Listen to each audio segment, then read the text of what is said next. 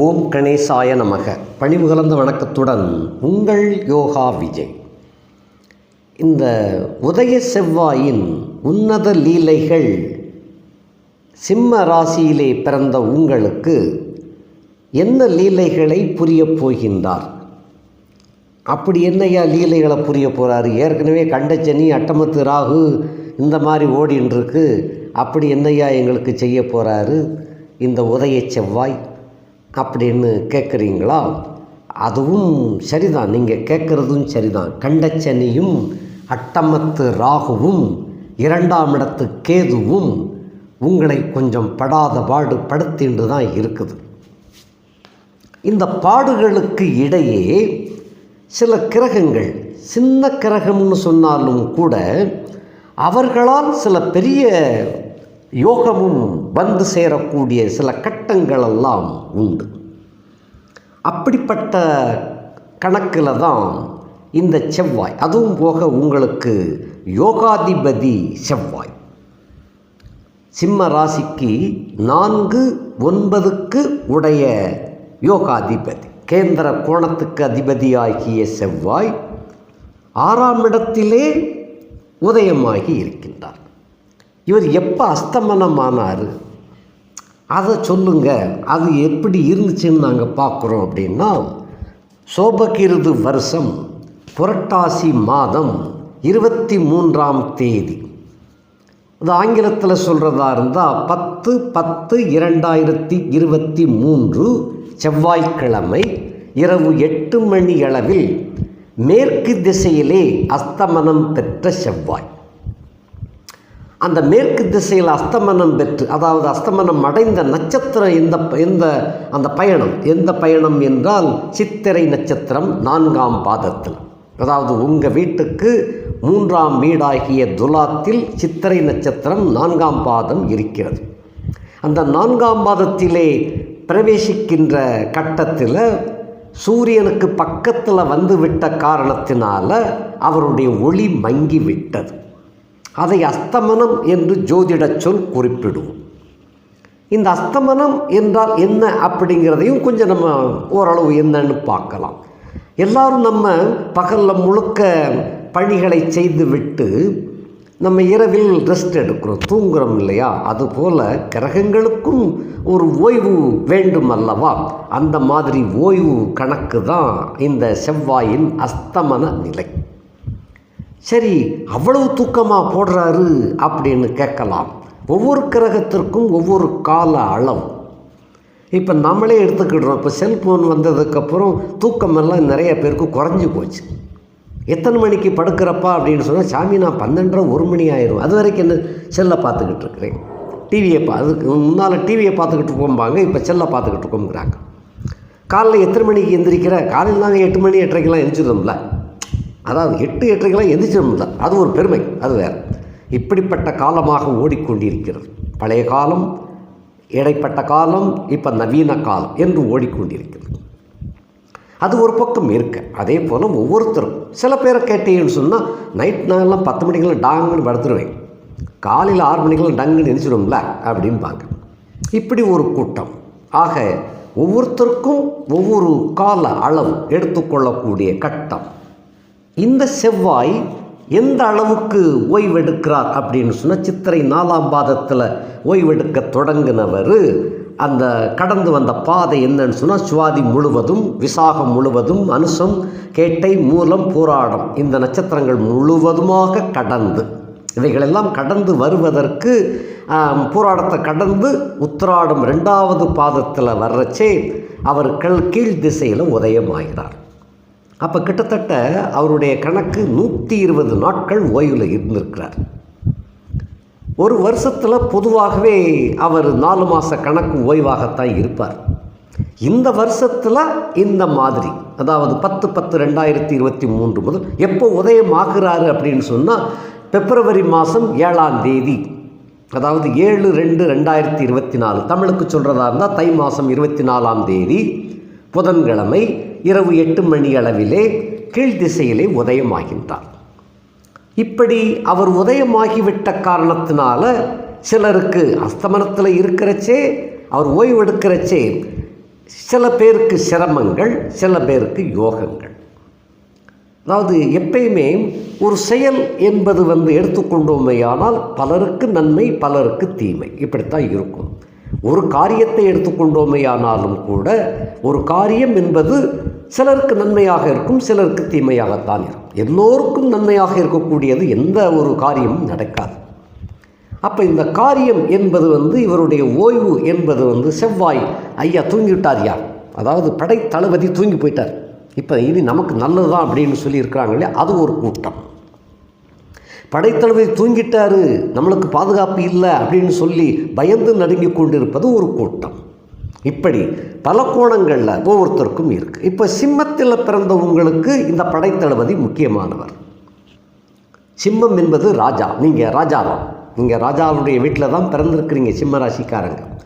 உங்களுடைய ராஜாவுக்கு இளவரசன் கன்னிப்புதன், உங்களுடைய மந்திரி துலா சுக்கிரன், உங்களுடைய லீகல் அட்வைசர் தனுசு குரு, உங்களுடைய வேலைக்காரன் என்று சொல்லக்கூடியவர் ஸ்டோர் கீப்பர், டைம் கீப்பர் என்று சொல்லக்கூடியவர் மகரச்சனி. அப்போ மிச்சம் இருக்கிறது படைத்தளபதி வேணும் இல்லையா, உங்களுடைய படைத்தளபதி விருச்சிகை செவ்வாய். இதே போல தான் மகாராணி ஆகிய கடகராசிக்காரங்களுக்கும் அதுதான். இது அதை அப்படியே மேல் நோக்கி பாருங்கள்.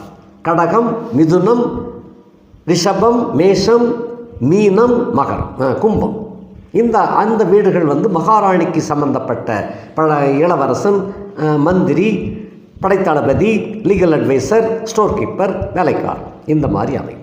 இதான் ராஜ பரிபாலனம்னு சொல்கிறோம். ராகு கேதுக்கள் ஒருத்தவங்க இருக்காங்க இல்லையா, அவங்க எங்கேயா கொண்டு போய் தட்டுறது அப்படின்னா, ஒரு ராகு ராஜாவே வரிசையில் இருந்தார்னு சொன்னால் கேது ராணி வரிசையில் இருப்பார். அவர் கேது ராஜா வரிசைக்கு வந்துட்டார்னு சொன்னால் ராகு ராணி வரிசைக்கு போயிடுவார். அப்போ அவங்களாம் உளவாளிகள். இப்படி அவங்களும் ராஜ பரிபாலனங்களில் அவங்களும் உளவாளிகளாக, ஒற்றர்களாக இருக்கிறாங்க. இதுதான் ராஜ பரிபாலனம், தேவசபையினுடைய ராஜ பரிபாலனம். இந்த காலதேவனாகிய சூரிய நாராயணன், அதாவது சூரியனுடைய வீட்டில் தான் நீங்கள் பிறந்திருக்கிறீங்க. ஆகையினால் கொஞ்சம் வாய்த்துடுக்கு அதிகமாக இருக்கும். சில சமயங்களில் கர்ரு புருன்னு பேசிடுவீங்க, பேசாமலும் இருப்பீங்க, பேசினாலும் சண்டை வர்றாப்புல தான் பேசுவீங்க. இது 10ஆம் குறைக்கு 2ஆம் இடத்துல கேது ஏற்கனவே உட்கார்ந்துருக்கிறார். 8ஆம் இடத்துல ராகு, 2ஆம் இடத்துல கேது. அது வரைக்கும் பேச தெரியாமல் இருந்தவங்க கூட பேசி சிக்கலில் மாட்டியிருப்பீங்க. வாயை கொடுக்க தெரியாமல் கொடுத்து வாய் மாட்டிக்கிட்டு இருப்பீங்க. இப்படிப்பட்ட சம்பவங்கள் எல்லாம் இந்த 4 மாதங்களிலே நடந்திருக்க வேண்டும். அதாவது 10/10/2023 முதல் 7/2/2024 வரைக்கும்.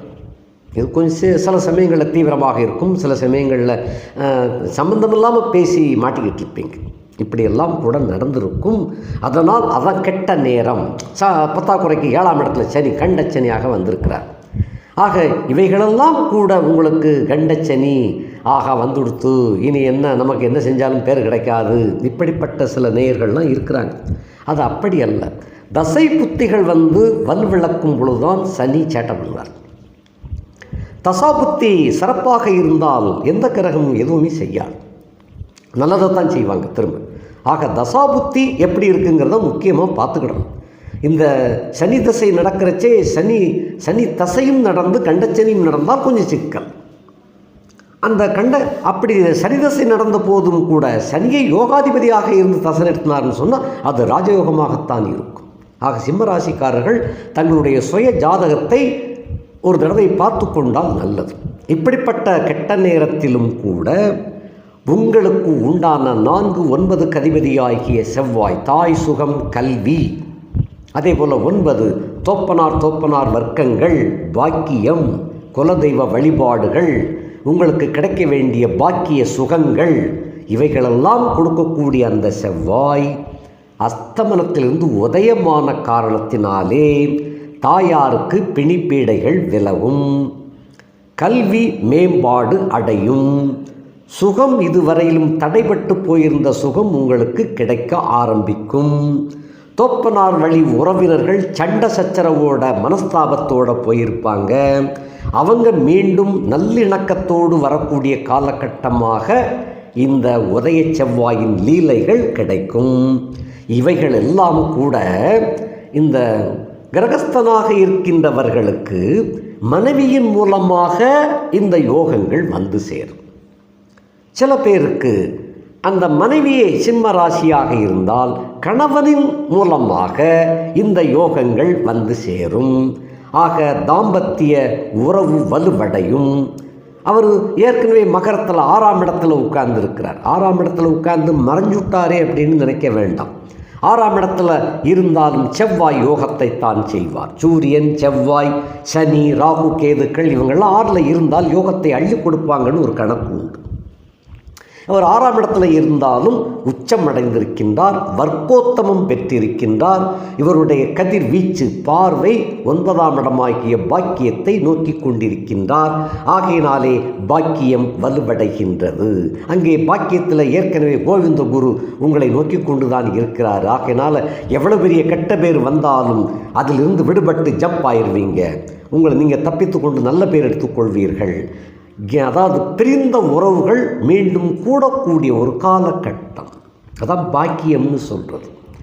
பாக்கியம் இருந்தால் தான் சுகமும் பேரும் கீர்த்தியும் பிரதாபமும் கிடைக்கும். சாமி எங்களுக்கு அதெல்லாம் வேண்டாம், நாங்கள் நிம்மதியாக இருந்தால் போதும் அப்படிங்கிறீங்களா, அந்த நிம்மதி கிடைக்கும்.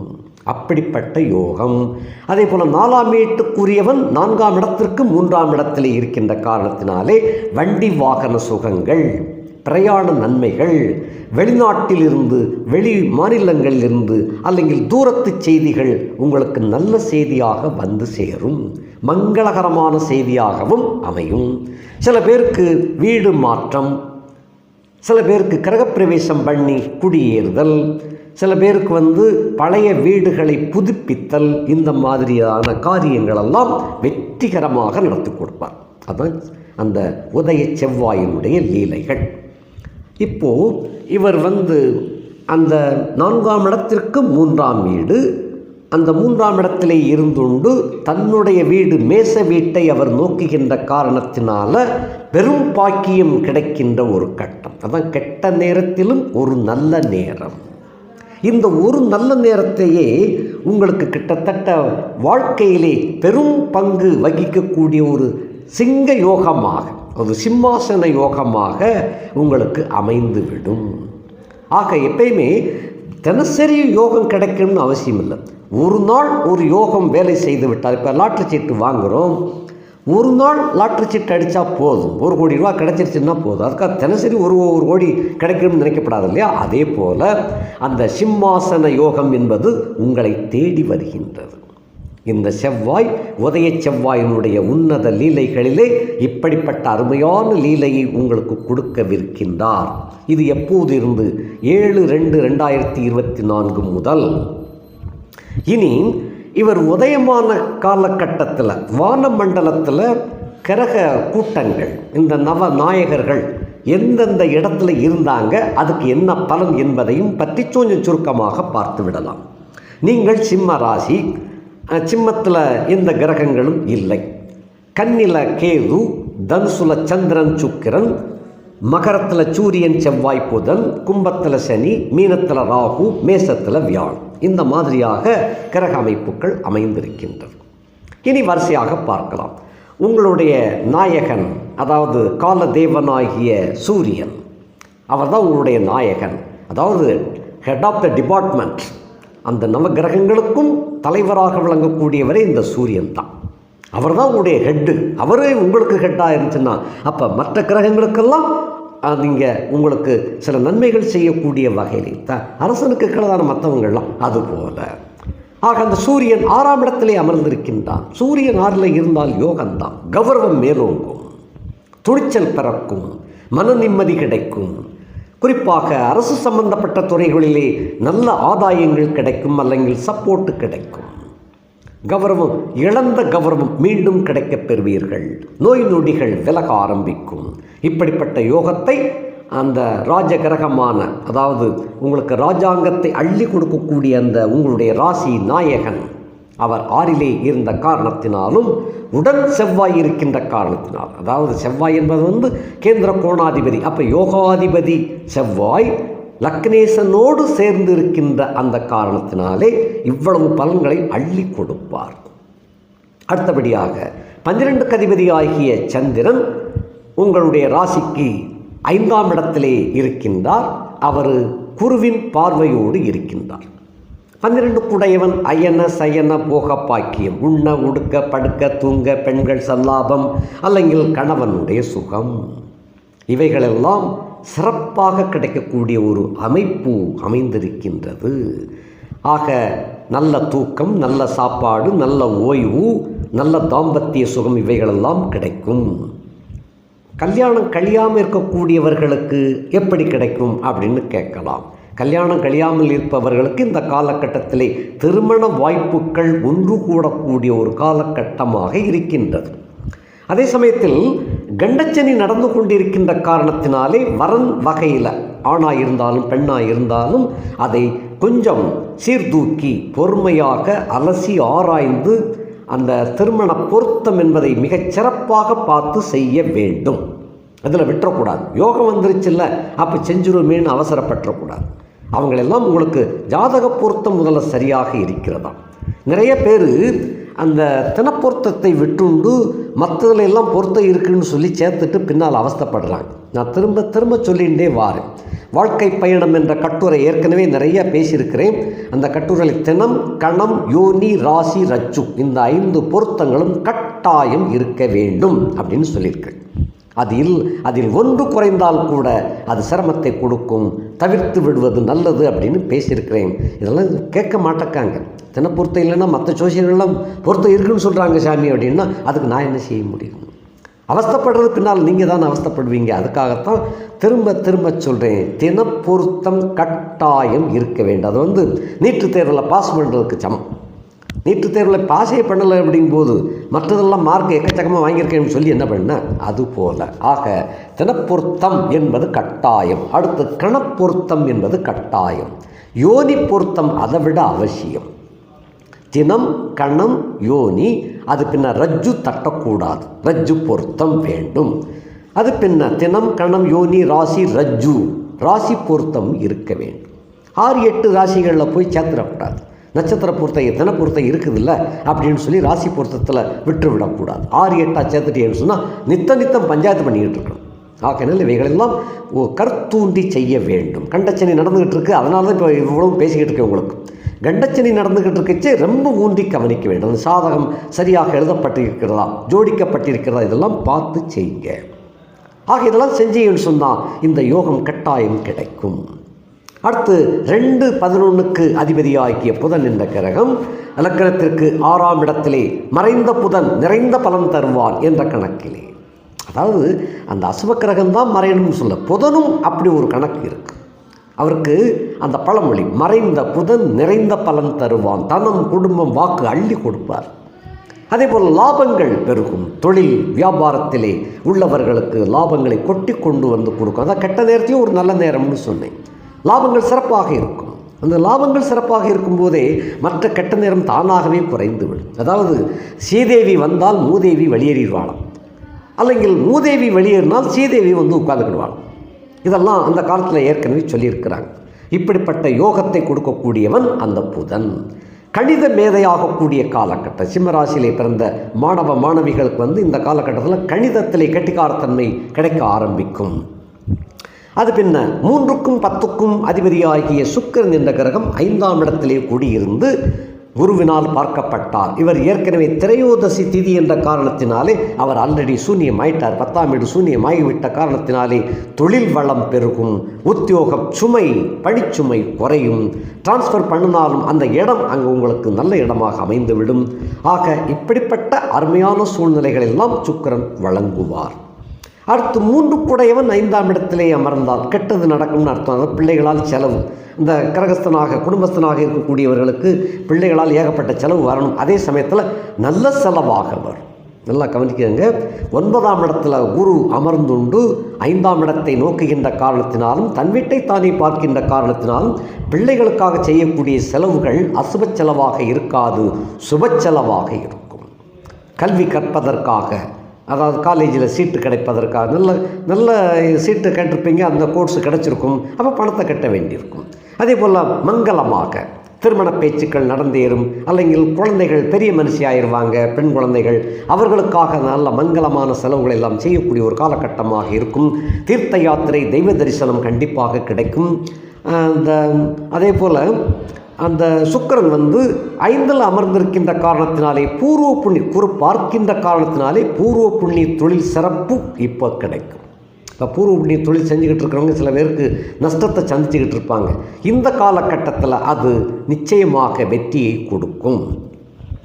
அடுத்தபடியாக 4, 9 அதிபதி ஆகிய இந்த செவ்வாய், இவர் தான் இப்போதைக்கு ஆட்ட நாயகன். இவர் தான் இந்த ஆட்ட நாயகனாகிய செவ்வாய் 4, 9 அதிபதியாகி 6ஆம் இடத்திலே மறைந்து சூரியனோடு சம்பந்தப்பட்டு உதயம் பெற்றிருக்கின்ற காரணத்தினாலும், உச்சம் பெற்றிருக்கின்ற காரணத்தினாலும், வர்க்கோத்தமம் பெற்றிருக்கின்ற காரணத்தினாலும் சகல துறைகளிலும் உங்களுக்கு வெற்றி கொடி கிடைக்கும், வெற்றி செய்தி கிடைக்கும், புகழ் மேலோங்கும், தந்திர யுக்திகள் கிடைக்கும்.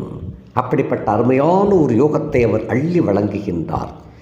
5, 8 அதிபதியாகிய குரு பகவான் ராசிக்கு 9ஆம் இடத்திலே அமர்ந்துண்டு உங்கள் ராசியையும் பார்க்கின்றார், 5ஆம் இடத்தையும் பார்க்கின்றாராக. நீங்களும் சுபமாக இருக்கின்றீர்கள், மங்களமாக இருப்பீர்கள், பார்க்கறதுக்கு ரம்மியமாக காட்சியளிப்பீர்கள், வசீகரத்தன்மை கூடும், உங்களுடைய பூர்வ புண்ணியம் வலுவடையும், அதனாலே உங்களுக்கு சுகம் மேன்மையடையும், கணவன் மனைவி உறவுகள் வலுவடையும், வெளியுலக வட்டார தொடர்புகள் சிறப்படையும். அந்த மாதிரி இருக்கிறது. அடுத்தபடியாக பூர்வ புண்ணிய சொத்து பத்துக்கள் இருந்துச்சுன்னா அந்த வில்லங்கம் விலகிவிடும். 6, 7 அதிபதி ஆகிய சனி 7ஆம் இடத்திலே வலு குறைந்து இப்போ இருக்கிறார். வலு குறைந்து இருக்கின்ற காரணத்தினாலே கண்டச்சனி இப்பொழுது உங்களுக்கு சிறப்பாக இல்லை. கண்டச்சனி என்பது சிறப்பில்லைன்னு சொன்னால் நல்லது கிடைக்கும்னு அர்த்தம். யோகச்சனி சிறப்பில்லைன்னு சொன்னால் தான் கெட்டதுன்னு அர்த்தம். கண்டச்சனி சிறப்பில்லை, வலு விழந்து விட்டது, அதாவது புயல் வலு விழந்து விட்டது அப்படின்னு சொல்ல முடியாது. அதுபோல் கண்டச்சனி வலு விழந்து காணப்படுகின்ற காரணம் அந்த 4 ராசிகளில் ஒரே ஒன்று போல கிரகங்கள் இருக்கும். 5 ராசிகள் தனுசு சந்திரன் சுக்கிரன், மகர சூரியன் செவ்வாய் புதன், கும்பத்தில் சனி, மீனத்தில் ராகு, மேசத்தில் வியாழன். இப்படி இருக்கின்ற காரணத்தினாலே சனியின் வேகம் மட்டுப்படுத்தப்படுகின்றது. வலு விளக்கின்ற காரணத்தினாலே கண்டச்சனி உங்களுக்கு வேலை செய்யாது. ஆகையினாலே இப்பொழுது உங்களுடைய எதிரிகள் வலு இறங்கி விடுவார்கள். கோள் சொன்னவர்களெல்லாம் இப்பொழுது சங்கடத்துக்குள்ளாக இருப்பாங்க. ஆகையினாலே உங்களுக்கு யோகம் தொடங்கும். அடுத்தபடியாக 6, 7 குடையவன் அந்த 7ஆம் இடத்தில் இருக்கிற தாம்பத்திய உறவுகள் மேலோங்கும், கடன்கள் கட்டுப்பாட்டுக்குள் இருக்கும், அந்த வழக்கு வம்பு தும்புகள் இப்பொழுது உங்களுக்கு பிரச்சனை இல்லாமல் ஓடிக்கொண்டிருக்கும். நோய் நொடிகள் கொஞ்சம் கொஞ்சமாக குறையும். உடனே குறைஞ்சிடாது, கொஞ்சம் கொஞ்சமாக குறையும். இப்போ என்ன மருந்து மாத்திரைகள் சாப்பிட்டு வாரீங்களோ அதை கொஞ்சம் கீப்பப் பண்ணிங்கன்னா நாளாவட்டத்தில் அது சரியாகிவிடும். குறிப்பாக உங்களுடைய மனோநிலை மிகவும் சிறப்பாக நிமிர்ந்து காணப்படும். அதாவது வசீகரத்தோடு காணப்படக்கூடிய ஒரு அருமையான காலகட்டமாக விளங்குகின்றது. வாழ்க்கையிலே மேலும் மேலும் வளங்களை பெற்று நீடூழி வாழக்கூடிய ஒரு அமைப்பு இந்த உதய செவ்வாயின் லீலைகளால் கிடைக்கப் பெறுகிறீர்கள். அதே போல கணவன் மனைவியினால் கணவனுக்கும் நல்ல யோகம் உண்டு என்று தெரிவித்துக் கொள்கிறேன். நன்றி, வணக்கம்.